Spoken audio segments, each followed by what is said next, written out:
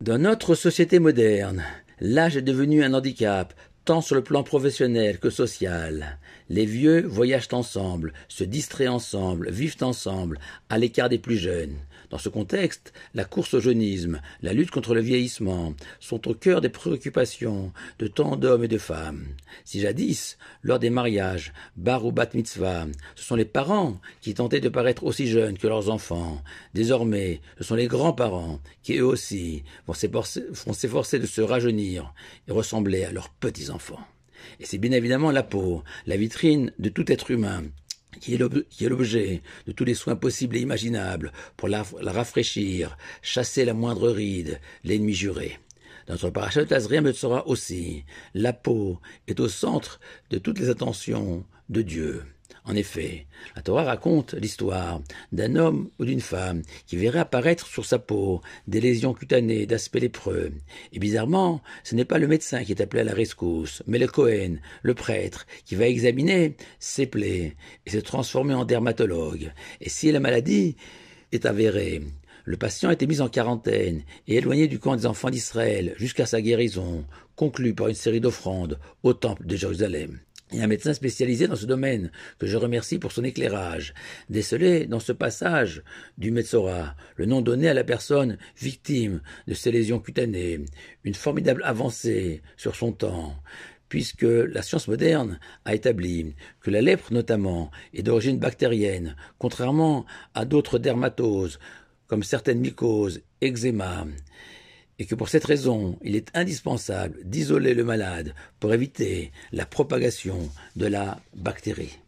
Mais comme d'habitude, nous le savons, qu'il est indispensable de dépasser les causes naturelles des événements de la vie et toujours leur donner un sens surnaturel, spirituel. Ce que font nos sages qui expliquent que ces taches apparaissaient sur la peau de l'homme ou de la femme étaient provoquées par certains travers, comme l'orgueil ou la médisance notamment,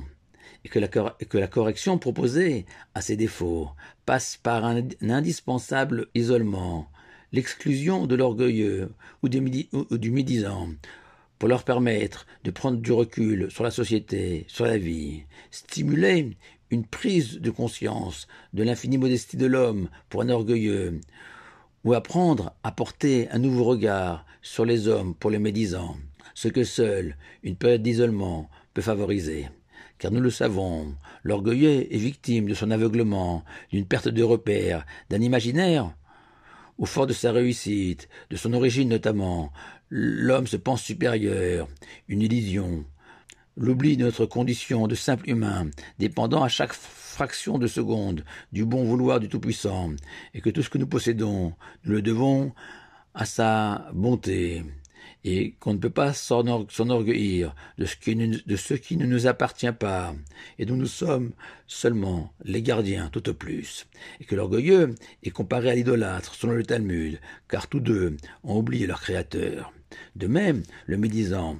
apprendra à voir l'autre dans sa globalité, et que tout homme a des défauts, mais aussi des qualités, et que la Torah nous invite sans cesse à porter un regard positif sur la vie, sur les hommes, cette notion de kav zechut en hébreu, essentielle pour être heureux, se réjouir avec son prochain, de la compagnie de chacun, et que le Kohen,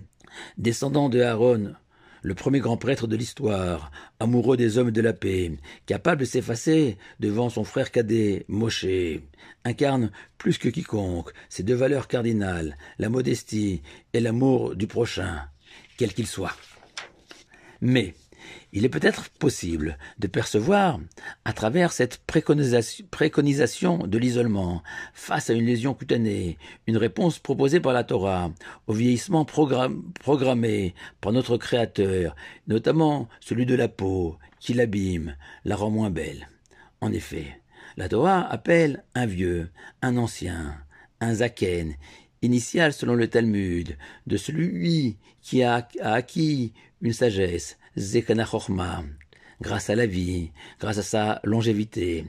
et que les premières rides, les premiers cheveux blancs sont les témoins fidèles de cette sagesse, et que le judaïsme révère plus que quiconque le Chacham, le sage, ou la femme sage, au point que la Talmud enseigne que tout l'univers et son gigantisme n'ont été créés que pour le sage, celui capable d'avoir construit sa vie comme un chef-d'œuvre spirituel, grâce à un attachement à la Torah et aux mitzvot de tous les instants, fierté personnelle pour sa famille, ses amis, sa communauté.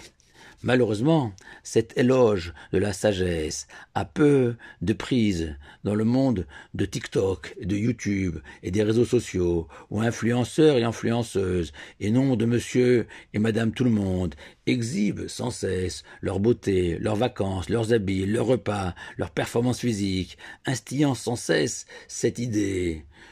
fondée sur la jeunesse et son charme infini,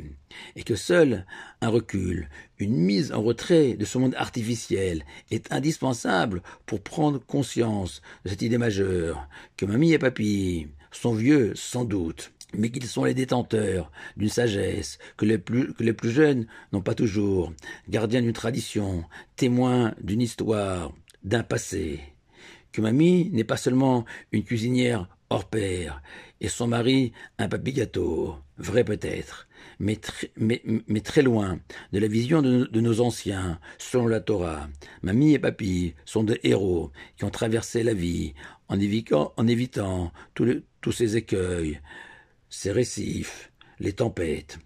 Et la veuve de l'ancien grand rabbin de France, Daniel Citruc, rajoute très joliment que chacune de ces rides raconte l'histoire de sa vie, et que les effacer reviendraient à masquer son passé, dont elle est si fière. Et dans cette perspective, c'est le Cohen qui invite la personne souffrant de voir sa peau se faner, à s'isoler, et mieux comprendre le rôle des anciens. Pourquoi le Cohen? Car nous savons que contrairement aux Lévi, dont le service au temple était essentiellement physique, et le Lévi ne pouvait plus servir le temple après 50 ans. Par contre, le Cohen, lui, n'est pas touché par la limite d'âge, car son service était spirituel, et que la spiritualité embrasse l'existence d'un homme jusqu'à 120 ans, qui peut continuer à se sentir utile, nécessaire, indispensable, jusqu'à son dernier jour. Alors, sans jeter la pierre à tous ceux qui ont recours à la médecine ou à la chirurgie esthétique, pour lutter contre les affres du vieillissement, je leur conseillerais aussi de se pencher sur l'étude de notre paracha, de Tazria Metzora. Shabbat Shalom à vous tous.